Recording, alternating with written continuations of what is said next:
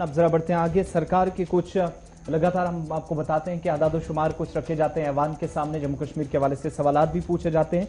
लेकिन एक और सवाल पूछा गया था सरकार से कि 370 की तनसीब के बाद जम्मू कश्मीर में कितने जो गैर रियासती या गैर मकामी लोग हैं उन्होंने जम्मू कश्मीर के अंदर ज़मीन खरीदी है या जायदादें खरीदी हैं। इस हवाले से मरकजी वजारत दाखिला का जवाब आया कि 370 की मनसूखी के बाद सिर्फ 2 लोगों ने अब तक जायदादें ली, और दूसरी तरफ 1989 से 2019 तक 5 अगस्त के फैसले तक कितने लोग जो सिक्योरिटी फोर्सेज में थे, जम्मू कश्मीर पुलिस से लेकर बीएसएफ, सीआरपीएफ और फौज की राष्ट्रीय राइफल्स में काम करते थे, वो मुख्तलिफ ऑपरेशन के दौरान अपनी जान गंवा बैठे, वो ब्यौरा भी कल ऐवान के सामने सरकार ने रख दिया है।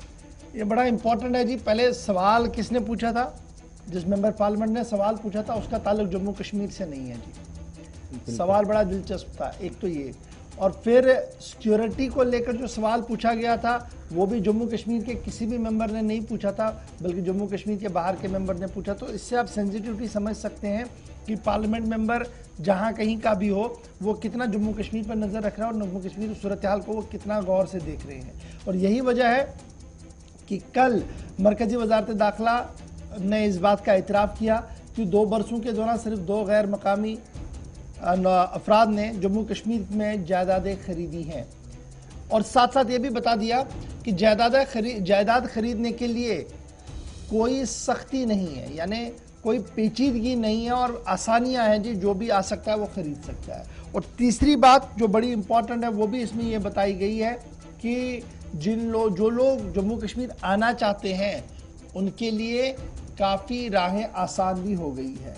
और फिर एक और सवाल के जवाब में, तहरीरी सवाल के जवाब में 1989 से लेकर 5 अगस्त तक के सवाल पूछा गया था कि कितने सिक्योरिटी के जवान मारे गए, तो उस पर भी तहरीरी जवाब जो है वो सामने आया है। और वो तहरीरी सवाल का जवाब जब सामने आया तो उसके बाद फिर एक लंबी फहरिस्त उसके साथ दे दी गई थी कि किस तरीके से उन्हें रिहेबिलिटेट किया जाता है बाद में, और एक्सग्रेशन और दीगर मामलात किस तरीके से है।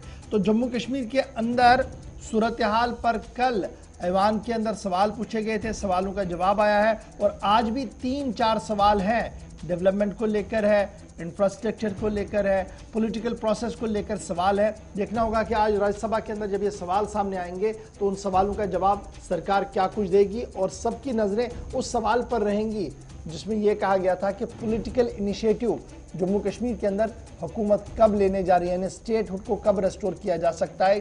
डायरेक्ट सवाल एक है, उस सवाल का जवाब शायद आज ज़रूर राज्यसभा के अंदर आएगा। जो भी जवाब होगा वो हम आपको ज़रूर बताएंगे। तो फिलहाल जम्मू कश्मीर के हवाले से खबर थी, और 2 लोगों ने जायदादें खरीदी हैं जम्मू कश्मीर के अंदर 5 अगस्त 2019 के बाद।